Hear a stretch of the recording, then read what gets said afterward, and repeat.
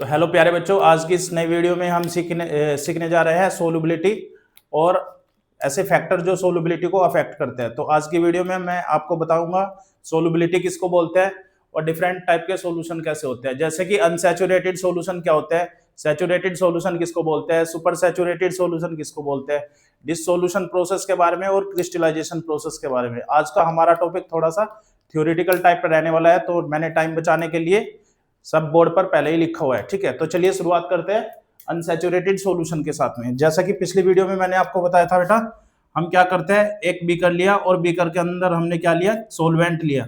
कोई भी सॉल्वेंट ले सकते हैं, ठीक है। और इस सॉल्वेंट के अंदर हमने क्या ऐड किया, कोई भी सोल्यूट ऐड कर दिया, ठीक है।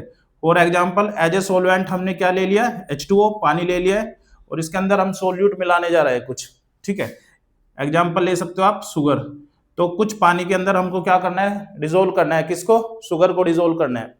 तो आप थोड़ा सा ध्यान से सोचिएगा, आपके पास आधा गिलास पानी है और उसके अंदर आपने 1 चम्मच चीनी डालकर उसको क्या कर दिया, डिसोल्व कर दिया, ठीक है। तो हो जाएगा वो। उसके बाद नेक्स्ट 1 चम्मच चीनी और डालकर डिसोल्व कर दिया, तो हो सकता है वो भी हो जाए। लेकिन ये प्रोसेस आप कब तक कर सकते हो, एक कुछ अमाउंट होगा ना मैक्सिमम, जब तक हम ये प्रोसेस कर सकते हैं। तो बेटा आप कुछ ऐसा समझ लो, ये जो अमाउंट ऑफ वाटर हमने लिया कितना, 1 लीटर, और इस 1 लीटर की जो कैपेबिलिटी है शुगर को डिसोल्व करने की, ये कितना ग्राम शुगर डिसोल्व कर सकता है, 100 ग्राम शुगर इसके अंदर डिसोल्व हो सकता है। तो आप कुछ ऐसा मान लो कि 1 लीटर पानी के अंदर आप मैक्सिमम कितना अमाउंट ऑफ शुगर डिसोल्व कर सकते हो, 100 ग्राम डिसोल्व कर सकते हैं, ठीक है। तो ये चीज याद रखना आप। अब मैं सेकंड कंडीशन बनाता हूं। आपने कितना लिया, 1 लीटर पानी लिया बेटा, और इसके अंदर आपने ओनली 10 ग्राम शुगर ऐड कर दिया। अभी कितना, 10 ग्राम शुगर लिया, ठीक है। अभी और ऐड कर सकते हैं ना, इसके अंदर कितना ऐड कर सकते हैं, 90 ग्राम और ऐड कर सकते हैं, ठीक है। तो इसके बाद हमने इसके अंदर कितना ऐड किया, 20 ग्राम ऐड कर दिया। अब भी ऐड कर सकते हैं कितना ग्राम, 80 ग्राम ऐड कर सकते हैं। यानी कि अगर हम इसके अंदर बेटा 99 ग्राम शुगर भी ऐड कर लेते हैं, तो अब भी हमारे पास एक मौका है इसके अंदर कुछ अमाउंट ऑफ शुगर ऐड करने का। तो कितना ऐड कर सकते हैं, 1 ग्राम और शुगर ऐड कर सकते हैं। तो बेटा जब तक इस सॉल्यूशन के अंदर हम और ज्यादा सोल्यूट ऐड करते जाते हैं, उसको बोलते हैं हम अनसैचुरेटेड सॉल्यूशन। तो अगर मैं इसकी डेफिनेशन की बात करता हूं, तो अनसैचुरेटेड सॉल्यूशन किसको बोलते हैं, those solution in which we can add more solute at fixed temperature and pressure in the solution। जब भी हम किसी सॉल्यूशन के अंदर एक पर्टिकुलर टेम्परेचर और प्रेशर पर और ज्यादा सोल्यूट ऐड कर सकते हैं, तो उसको बोलते हैं अनसैचुरेटेड सॉल्यूशन। तो बेटा 10 ग्राम लिया था तो भी अनसैचुरेटेड सॉल्यूशन, 20 ग्राम लेंगे तो भी अनसैचुरेटेड सॉल्यूशन, और अगर हमने कितना ले लिया, अब 100 ग्राम डिसोल्व कर दिया। और मैंने आपको पहले ही बताया था इसकी कैपेबिलिटी भी कितना है, 100 ग्राम शुगर को डिसोल्व करने की इसकी कैपेबिलिटी है। तो अब ये सॉल्यूशन बन चुका है आपका सैचुरेटेड सॉल्यूशन। तो सैचुरेटेड सॉल्यूशन किसको बोलता है बेटा, ऐसे सॉल्यूशन जिनके अंदर मतलब एक फिक्स्ड अमाउंट ऑफ टेम्परेचर और प्रेशर पर जितना इसके अंदर मैक्सिमम डिसोल्व होना था उससे ज्यादा डिसोल्व नहीं कर सकते, तो इसको बोलते हैं कैसा, सैचुरेटेड सॉल्यूशन। अगर डेफिनेशन की बात करते हैं तो क्या होगा डेफिनेशन, दो solution in which we cannot add more solute in the solution at fixed temperature and pressure is known as saturated solution। तो बिल्कुल सिंपल सा कॉन्सेप्ट है बेटा, आपने 1 लीटर पानी लिया, उसके अंदर थोड़ा सा शुगर ऐड करो, कैसा सॉल्यूशन, अनसैचुरेटेड सॉल्यूशन, और ऐड करो तो भी अनसैचुरेटेड सॉल्यूशन। और जो इसकी मैक्सिमम कैपेबिलिटी होगी, जब उतना अमाउंट आप ऐड कर दोगे तो वो सॉल्यूशन बन जाएगा आपका सैचुरेटेड सॉल्यूशन। तो सिंपल लैंग्वेज में अगर हम समझते हैं, तो जिस सॉल्यूशन के अंदर हम सोल्यूट ऐड कर सकते हैं वो अनसैचुरेटेड सॉल्यूशन, और जिसके अंदर सोल्यूट ऐड नहीं कर सकते हैं उसको क्या बोलते हैं, उसको बोलते हैं सैचुरेटेड सॉल्यूशन। अब ये 2 टर्म आपके क्लियर हो गया होगा।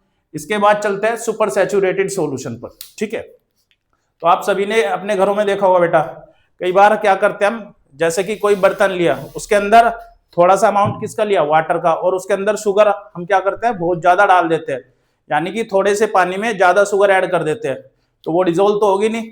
फिर अगर हमको डिसोल्व करना है, अगर हम उसको सॉल्यूशन बनाना है, तो उसके लिए हम क्या करते हैं, उस लिक्विड को हम क्या करते हैं, हीट करते हैं, उस सॉल्यूशन को हम हीट करते हैं। तो हीट करने पर क्या होता है, सॉल्यूशन की जो सोल्युबिलिटी होती है वो क्या हो जाती है, इंक्रीज हो जाती है। तो अगर हमारे पास कोई सॉल्यूशन ना होगा बेटा, कैसा, सैचुरेटेड सॉल्यूशन, यानी कि कोई 1 लीटर वाटर है और उसके अंदर हमने 1 लीटर पानी है ये, और 1 लीटर पानी के अंदर आपने क्या 100 ग्राम शुगर को ऐड कर दिया, तो सॉल्यूशन कैसा बन गया? Saturated solution. लेकिन आपको एक कंडीशन दे दिया, इसके अंदर कितना ग्राम ऐड करना है? 200 ग्राम ऐड करना है। अब जो इसकी मैक्सिमम कैपेबिलिटी थी वो तो कितना था? 100 ग्राम। तो इससे ज्यादा तो नहीं ऐड कर पाएंगे ना। अगर इससे ज्यादा अमाउंट शुगर का ऐड कर देंगे तो शुगर नीचे बैठ जाएगी बॉटम में, और क्या बन जाएगा इसका? प्रेसिपिटेट टाइप बन जाएगा। तो उस कंडीशन में तो सॉल्यूशन का जो कॉन्सेप्ट है वही खत्म हो जाएगा। तो इसके लिए क्या करते हैं हम, अगर हम इस सॉल्यूशन को हीट करते हैं तो इस सॉल्यूशन के अंदर और ज्यादा अमाउंट ऑफ शुगर को क्या कर सकते हो आप? ऐड कर सकते हो। तो इस डेफिनेशन को ध्यान से देखेंगे। सुपर सैचुरेटेड सॉल्यूशन किसको बोलते हैं? By heating the temperature of A saturated solution. अगर किसी सैचुरेटेड सॉल्यूशन का टेम्परेचर आप हीट करते हो, ठीक है, ज्यादा करते हो, तो उसका जो सोलुबिलिटी है वो क्या हो जाता है? इंक्रीज हो जाता है। यानी कि 1 लीटर पानी की जो कैपेबिलिटी थी 100 ग्राम शुगर को डिसोल्व करने की, अगर आप इसको सॉल्यूशन को क्या करते हो? हीट करते हो, तो और ज्यादा सोल्यूट इसमें ऐड कर सकते हैं। तो जब यानी कि सोल्युबिलिटी से भी ज्यादा सोल्यूट ऐड कर दोगे तो जो सॉल्यूशन बन जाएगा आपका वो कैसा होगा? Super saturated solution. तो 3 टाइप के सॉल्यूशन आपने पढ़े। पहला अनसैचुरेटेड सॉल्यूशन, जिसके अंदर हम और ज्यादा सोल्यूट ऐड कर सकते हैं। दूसरा सैचुरेटेड सॉल्यूशन, यानी कि जब हम मैक्सिमम अमाउंट सोल्यूट का डिसोल्व कर हो चुके थे किसके अंदर? किसी सोलवेंट के अंदर, तो उसको क्या बोलते हैं? Saturated solution. लेकिन अगर सैचुरेटेड सॉल्यूशन से भी ज्यादा हमको सोल्यूट ऐड करना है तो फिर हमको टेम्परेचर इंक्रीज करना पड़ेगा, और ये सॉल्यूशन को किस टर्म से जाना जाएगा? इसको बोल देंगे बेटा सुपर सैचुरेटेड सॉल्यूशन। चलिए बात करते हैं डिसोल्यूशन और क्रिस्टलाइजेशन की। तो डिसोल्यूशन क्या होता है? एक प्रोसेस होता है। मान लिया आपके पास एक बीकर है, बीकर के अंदर आपने पानी लिया और उसके अंदर आपने थोड़ा सा चीनी डाल दिया और उसको क्या करने लग रहे हैं? डिसोल्व करने लग रहे हैं। यानी कि आप सॉल्वेंट के अंदर किसको डिसोल्व करने लग रहे हो? सोल्यूट को डिसोल्व करने हो। तो इस प्रोसेस को क्या बोलते हैं? डिसोल्यूशन। तो डिसोल्यूशन क्या प्रोसेस होता है? The dissolving of solute into solvent.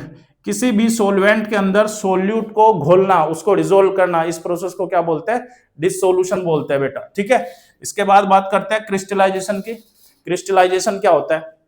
जब बेटा हमारे पास कोई सुपर सैचुरेटेड सॉल्यूशन होता है, यानी कि जितनी उसकी कैपेबिलिटी होती है सोलवेंट की सोल्यूट को लेने की, उससे ज्यादा अमाउंट डाल देते हैं। यानी कि 1 लीटर पानी के अंदर आप कितना डिसोल्व कर सकते हो? मानने की बात 100 ग्राम डिसोल्व कर सकते हो, और आपने कितना कर दिया? मानने की बात 150 ग्राम ऐड कर दिया, तो सॉल्यूशन कैसा बना? Super saturated solution. तो बेटा यहाँ पे आपने टेम्परेचर ज्यादा किया था ना, तभी तो था ना ये सुपर सैचुरेटेड सॉल्यूशन। लेकिन वापस से जब इसका टेम्परेचर क्या करोगे आप? कम कर दोगे, तो जितना भी एक्स्ट्रा सोल्यूट था वो बाहर आ जाएगा। किसकी फॉर्म में? क्रिस्टल्स की फॉर्म में। इसको बोलते हैं क्रिस्टलाइजेशन। तो क्रिस्टलाइजेशन प्रोसेस क्या है बेटा?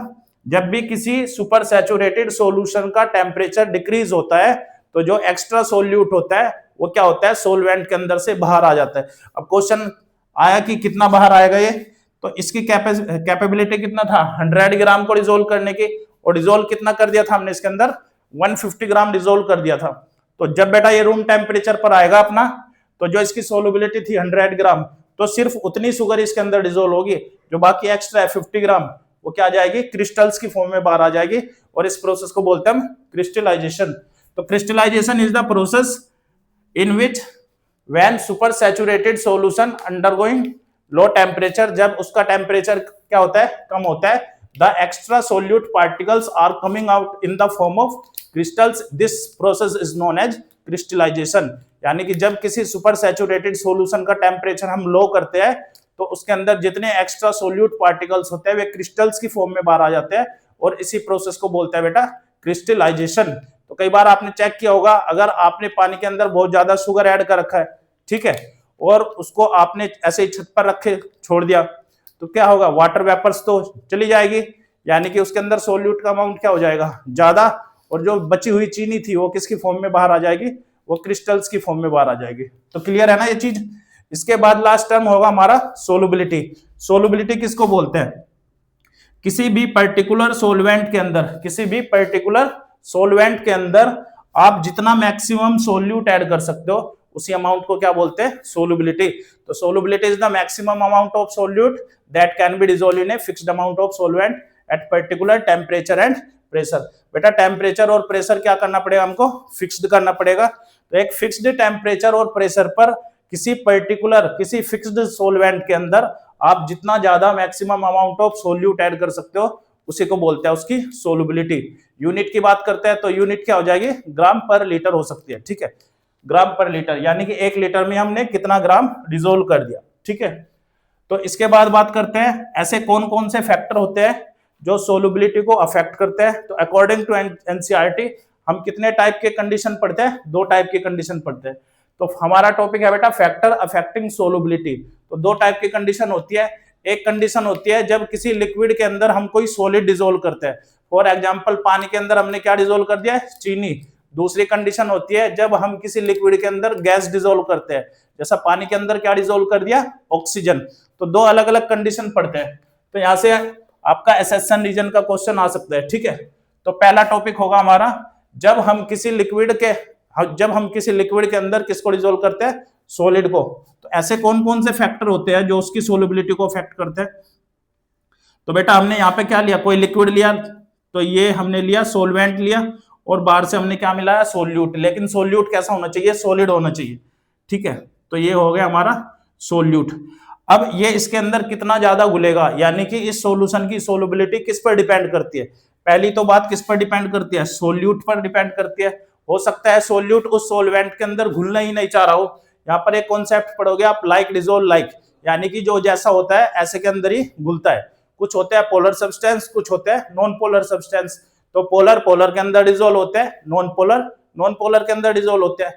जैसे कि आप समझ सकते हो, अगर आपके पास एक बकेट है, बकेट के अंदर पानी है, तो उस बकेट के अंदर आपने क्या किया, ऐसे मोमबत्ती में से मोम टपका दिया ऐसे ऊपर उसके, तो क्या जो मोम होता है, जो वैक्स होता है, तो पानी के अंदर डिसोल्व हो जाता है, नहीं होता ना। क्यों नहीं होता बेटा, क्योंकि जो वैक्स होता है वो कैसी नेचर का होता है, वो नॉन पोलर नेचर का होता है, और जो वाटर होता है वो हमारा पोलर नेचर का होता है। तो आपको याद रखना होगा कि लाइक डिसोल्व लाइक, यानी कि जो पोलर होते हैं वो पोलर के अंदर डिसोल्व होते हैं, और जो नॉन पोलर होते हैं वो नॉन पोलर के अंदर डिसोल्व होते हैं, ठीक है। तो सबसे पहला तो फैक्टर हुआ हमारा नेचर ऑफ सोल्यूट, यानी कि सोल्यूट आपने कैसा ले रखा है। अगर सोल्यूट आपने ऐसा ले रखा है जिस नेचर का सोलवेंट है तो ज्यादा घुल जाएगा। यानी कि अगर मैं बात करता हूं पानी के अंदर चीनी की जो सोलुबिलिटी है वो कैसा है, ज्यादा है, लेकिन पानी के अंदर जो वैक्स की सोलुबिलिटी है वो क्या है, कम है। तो पानी तो दोनों ही कंडीशन में ले रखा है ना, एक कंडीशन में हमने वैक्स लिया और दूसरी कंडीशन में हमने चीनी लिया। तो किस पर डिपेंड करता है सोलुबिलिटी, नेचर ऑफ सोल्यूट पर।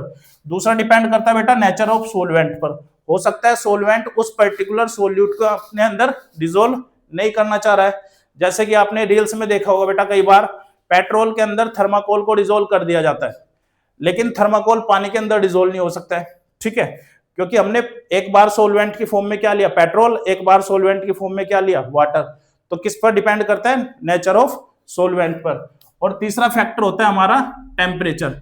तो किसी भी सॉल्यूशन की हम सोलुबिलिटी बढ़ा सकते हैं, कैसे, उसका टेम्परेचर बढ़ाकर। तो temperature is directly proportional to solubility. अब बच्चों यही वाला पॉइंट हमारा इधर भी मिलेगा, लेकिन यहाँ पर इनवर्सली प्रोपोर्शनल होता है ये, और इधर डायरेक्टली प्रोपोर्शनल होता है। तो ये फर्क होता है। तो कैसे, फॉर एग्जाम्पल हमारे पास 1 लीटर H2 है, 1 लीटर पानी है, और इसके अंदर हमने क्या किया, 100 ग्राम शुगर को डिसोल्व कर दिया।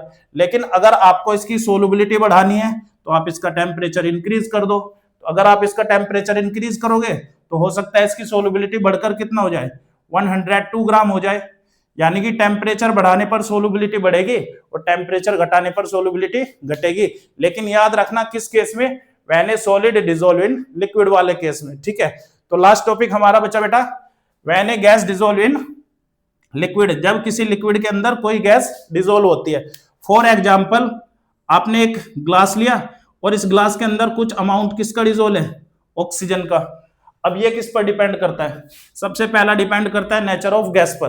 तो डिफरेंट गैस की सोलुबिलिटी क्या होता है, डिफरेंट होता है। कुछ gas particular amount of solvent में ज्यादा घुलती है, कुछ गैस कम घुलती है। तो किस पर डिपेंड करता है, नेचर ऑफ गैस पर। दूसरा बेटा पॉइंट हमारा नेचर ऑफ सोलवेंट पर भी डिपेंड करती है। कुछ सोलवेंट पर्टिकुलर गैस को अपने अंदर ज्यादा डिसॉल्व करते हैं और उसी गैस को अगर आप दूसरे सोलवेंट के अंदर डिसोल्व करोगे तो वहां पर हो सकता है उसकी सोलबिलिटी कम हो जाए। तो किस पर डिपेंड करती है? नेचर ऑफ सोलवेंट पर। इसके बाद तीसरा और मोस्ट इंपोर्टेंट पॉइंट इसका क्या होता है बेटा? टेम्परेचर। तो टेम्परेचर इनवर्सली प्रोपोर्शनल किसके होता है? सोलबिलिटी के। ठीक है, तो मुझे याद है मैंने एक बार क्या देखा था, एक तालाब था बेटा, और तालाब के अंदर हजारों की संख्या में मछली एक दिन एक साथ मर गई थी। ठीक है, तो आपने भी कभी देखा होगा लाइफ में ऐसा कि कोई एक तालाब है और उसके अंदर जितनी भी मछलियां वे सारी एक दिन एक ही टाइम पर मर गई। तो ऐसा क्यों होता है? ये जनरली बेटा देखा जाता है जून या जुलाई के महीने में। तो जून या जुलाई के महीने में क्या होता है? बहुत ज्यादा गर्मी पड़ती है, यानी कि जो अर्थ का टेम्परेचर है वो कैसा होता है? ज्यादा होता है। तो जो पॉन्ड है, जो तालाब है, उसका टेम्परेचर भी क्या होगा? ज्यादा। तो बेटा टेम्परेचर ज्यादा होगा तो सोलबिलिटी क्या हो जाएगी? ऑक्सीजन की कम हो जाएगी। यानी कि जब तालाब का जो पानी है बेटा उसका टेम्परेचर क्या हुआ? ज्यादा, तो temperature inversely proportional to solubility in a case of gas dissolve in liquid.